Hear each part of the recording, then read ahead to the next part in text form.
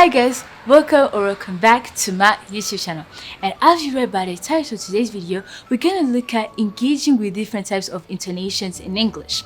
Well, you might be like, why am I bringing this up? Speaking English is one of the easiest and hardest things you can ever imagine. And as a IGCSE student, I can assure you it actually really is. Well, in IGCSE, we actually do 3 papers, and one of them includes the speaking exam. And I've heard that speaking is a lot harder, and I'm like, why is it hard? Well, because of intonation. Intonation is the rising or falling of your voice whenever you're talking. And sometimes we actually don't know where we should rise our voice and where we should lower our voice. And that's why in today's video, that's why we're gonna be learning, such that your English pronunciation and speaking is actually really good. And if you're a fellow grade 10 student who's gonna pass your speaking exam May June 2025, well, stay tuned for this video because it's actually gonna help a lot of you. Don't forget to leave a like, subscribe, comment, and share. And without further ado, let's get started on the different types of intonation and where to place them.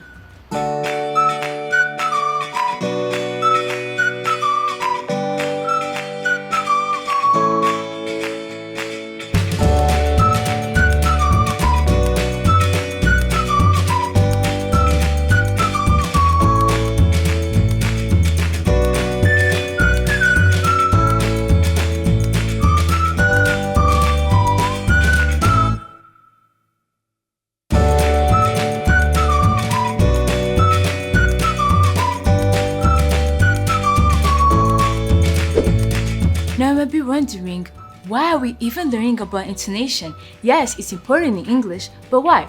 Well, sometimes we might lower our voice at the wrong moment or raise our voice at the wrong moment, which clearly doesn't even give meaning to whatever we're saying. Well, I am emphasizing on this because I'm gonna pass my speaking exam in May 2025, and it's a short talk where clarification is one of the biggest key and intonation on whenever you're speaking. Intonation can also be dealt with wherever there's commas, wherever there's a full stop, wherever there's an exclamation mark. Now, intonation, as we've seen, is the rising and falling of your voice whenever you're talking. Now, let's look at the falling intonation. Basically, falling intonation is when you lower your voice as you're trying to say something. Now, let's see, where do you apply the following intonation? The first one is in a statement. A statement mostly ends with a full stop. So, for example, she went to the market. As you can see, market, there is a falling intonation. It's not, she went to the market. That doesn't actually make sense because it's supposed to be a statement. It's not supposed to be something that's a question mark. So basically, she went to the market. Market has a falling intonation. Well, if I put it with a rising intonation, it can be she went to the market, and that's supposed to be a statement, so it doesn't make sense. You will make a lot of these mistakes whenever you're trying to talk to anyone, your teachers, or whenever you're gonna even pass. Even if you're not in grade 10 or you are going to be in grade 10, you have to be keen on this and actually always follow it up. The next part on where you use a falling intonation is in commands. Whenever you're giving a command, go to school. Go to school is a command, and as you can see, school, there is a falling intonation in this. So basically, go to school, that's a command. Eat your food, that is also another command, and it has a falling intonation at the end of the word go to school or eat your food. There is a falling intonation. While if I use it with a rising intonation, which is the rising of my voice, it can clearly sound as go to school, and that is actually not a command. It doesn't even make sense. You cannot process, is it a command you're giving me? Is it an exclamation mark you're giving me? Is it an exclamation thing you're giving me? Is it a question mark? Another way of where else we use the falling intonation is in the 5 WH questions. As you know them, it's who, when, where, which, and how. So basically these questions, most people will be like, it's a question mark. Doesn't it have to be a rising intonation? But no, it's a falling intonation. For example, where did he go? That is not right because that has a rising intonation at the end of it. But on the 5 WH question, you have to put a falling intonation to it. Where did he go? Did he eat food? As you can see, the more I use the falling intonation, that's where my question kind of sounds right. It actually doesn't it sounds right. But you will expect to use a rising intonation and it will sound wrong. For example, if you're dealing with your speaking exam and you want to say something, you can basically say, he actually went to the market, did he? And that's actually a rising intonation. But did he actually went to the market? Did he? As you can see, the more I use the falling intonation, that's where my question sounds right. And this also leads me to my next point, which is in question tags. So for example, I can say, he thinks he's so smart. Does he or is he? As you can see, that has a little bit of rising intonation, but here let's use a falling intonation, which is, he thinks he's so smart. Is he? As you can see, whenever you even use is he with a falling intonation, that's where your English looks perfect, the pronunciation is good, and it actually sounds really, really nice. Now let's go to where you can use the rising intonation. The rising intonation is when the pitch of your voice rises whenever you're actually saying something. Now, where is the rising intonation used? The rising intonation is used in question tags, but isn't that used in a falling intonation? Where for falling intonation, question tags are used whenever you want to invite an argument, or whenever you just don't agree with something, or when you're seeking for confirmation. As the example I showed you is, he thinks he's so smart. Is he? Because there you're seeking for confirmation from the person or the people you're talking about that he's actually not smart as he think he is, and you're inviting an argument on it. Some people might say, yes, actually he's not, and actually might be like, no, he actually is smart as you think he is. While here in the rising intonation for the question tags is when you're showing uncertainty.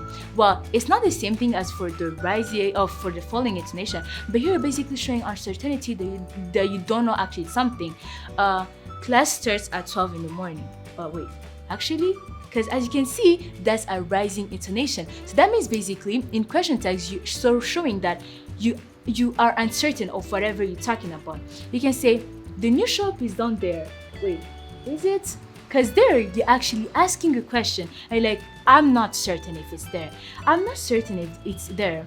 Or you can even say, you were there yesterday, weren't you? As you can see, you're not sure that the person was there, and that's where you use the rising intonation. Be keen on this. Whenever it's a question tag, basically, if you're seeking for confirmation for something, or if you're inviting an argument, that's where you use the falling intonation. But whenever you're showing uncertainty on what you're talking about, that's when you use the rising intonation. And another place you use the rising intonation is for yes and no questions. Well, here, whenever somebody asks you something, you might expect it to be yes, no, with a falling intonation.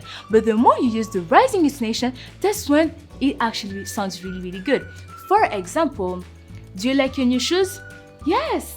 As you can see, the more you use the rising intonation, that's where it actually gives meaning to whatever it's saying. But wherever you use the falling intonation, it goes as yes, it kind of sounds like you're dull and you actually don't even like them. So for yes and no question, and for question tags that show uncertainty, that's where you're more likely, and that's where you should use rising intonation instead of the falling intonation. Well, still in this episode, we have the syllable stress words. What does this mean? Syllable stress words, this is part of your sentence or part of any word you're saying that receives more emphasis than the other. You've had in most saying when people are talking about, there's some words, some specific words that they put more emphasis on. For example, they can be like, he actually is so smart. As you can see, actually has a little bit more stress than the rest of the sentence. So syllable stress word, this is where you emphasize on a particular word you're trying to say. Now let's see where you need to emphasize on, because it's not every single time you can emphasize on any single word and anyhow you want. Well, for nouns and adjectives, they put emphasis on the first syllable. So for example, an example of a noun is table. As you can see, it's not table, but it's table. So basically the T there, the part of that word has a little bit more emphasis than the bo that's there. Or an adjective, pink or blue. As you can see, the first syllable basically only has one syllable, it has more emphasis on it. But if I would use another example of a noun, I can use kitchen. So basically it goes kitchen. As you can see, kitchen, the first syllable has a little bit more emphasis than the rest of it. Instead of kitchen, it's actually kitchen. So that's where you know where you have to put on your stress. If you're talking about, if you're giving a noun which is a naming word, it's always the first syllable. So basically the first thing you gonna say has to have a little bit more emphasis than the other. And you will also notice this whenever you're even talking, when you actually not even doing an exam, you notice that for nouns and adjective, actually all of the time it always had the emphasis on the first syllable. So for example, like kitchen, as I told you, it's not kitchen where the chen has the stress on it, but it's kitchen where the ki, which the first syllable, has a little bit more emphasis. But for verbs, they emphasize on the second syllable. So an example of a verb that I can give you is control. So as you can see, it's not control, but it's control. So basically, it has the stress on the second syllable of the verb. Like for example, define. Define. As you can see, the F is a little bit more clear than the rest of the word because it's a verb. So for example, another verb can be eat. As you can see, the stress is on the eat, the T there, because it's actually the second or last syllable. So basically, it always has to be on the second syllable of the verb if it's a verb. But if it's a noun or an adjective, then that has to be on the first syllable. Let's look at more examples of verbs that they're actually written on the same way but are not pronounced the same way because of the emphasis of the stress that we put on the second syllable. There are words that can act as both a noun and a verb. And as we said, a noun puts stress on the first syllable, while a verb puts the stress on the second syllable. There's some words actually that can act both as a noun and as a verb. For example, we have sideline. So sideline as a noun can sound as sideline. As you can see, sideline. So basically, the first syllable, which is side, the side there has the stress, but as a verb, it's sideline. Sideline. As you can see, the second syllable is the one that has the stress on it. Sideline. As a noun, it's sideline, while as a verb, it's sideline. That's where you will hear two words that are written the same way, but they have different pronunciation. That's because you put an emphasis on parts of the syllables. Another word that can act as both a noun and a verb is suspect. So there is suspect as a person who is suspected to do something, and suspect as you are suspecting that person of doing that thing. So as a noun or as a naming word, it can be suspect. Suspect. So basically the stress is on the first syllable, whereas it's a verb, it's suspect. As you can see, it's on the second syllable. That's where the pronunciation changes because the stress is more on the second syllable. Suspect. So basically, you're the suspect? I suspect you for doing it. As you can see, it's both a noun and a verb at the same time. But as a noun, it has the emphasis on the first syllable as suspect. But as a verb, it has the emphasis on the second syllable as suspect. Another word that can act as both a noun and a verb is import. Import. Import as a noun is import, and as a verb, it's import. So basically, I imported these files into my computer, or I imported this file into the Access document. I also import as a noun as import and import. As you can see, there are different ways of pronouncing these words. And last but not least, of one of the words that can act as a noun and a verb at the same time is desert. So there is desert as a noun as a desert, a plain area with no green thing around it, and dessert, the one you actually eat.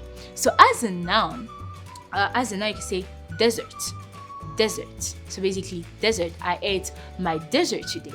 And as a verb, it's dessert. So basically, dessert, like desert this place, like leave this place, so that basically this place is left alone. And that's one of the many words that can act as both a verb and a noun. And that's why you should be very keen whenever you're speaking, knowing that if this is a noun, I'll put more emphasis on the first syllable, and if it's a verb, I'll put more emphasis on the second syllable. As a verb, for example, as you saw, control is not control, it's control. It's not control because it doesn't have the emphasis on the first syllable. And as a noun, like kitchen, it's not kitchen because it has an emphasis on the first syllable. So I have to be very keen on this, both the intonation and the sentence, the syllable verb words. Lastly, we have the sentence stress. The sentence stress is the way speakers emphasize certain words in a sentence to indicate which part is most important. You will notice this a lot with your teachers or your educators, that whenever they're trying to teach something, there's some words in their sentence that they emphasize more, such that show you that this is the main part of what you should get. So for example, he is actually really smart. As you can see in that sentence, there's a word that I emphasized on it. There's that part of the sentence that I emphasized on it to show that that's actually the most important, is that he is actually, like, I actually agree on it. Now, where do we apply the sentence stress in a given sentence? Firstly, we stress content words, basically the carry meaning of your sentence. And there are four main content words. There is a verb, the nouns, the adjective, and the adverb. An example of a verb, basically we saw a lot: eat, drink, play. She is playing with her sisters right now. So as you can see, there's an emphasis on that playing, because playing is a verb. And an example of a noun, for example, you can say a table. You're using my table right now. As you can see on table, there's also an emphasis on it. For an adjective, it can say, that's a pink car. So the most important one is to know that that car is actually pink. And there's also adjectives. You are eating really slowly. Too fast. So slowly is an adjective, is an adverb, and it also has it carries a little bit more stress than the rest of the words in that sentence. Where else do we apply the sentence stress word? Basically, we stress negative words in a sentence, like no, not, and never. I never did that. As you can see, the most important thing there is to know that you never ever in your life ever done that. So basically, she is not at school right now. She is not at school. So as you can see, not has a little bit more stress than the rest of the other words.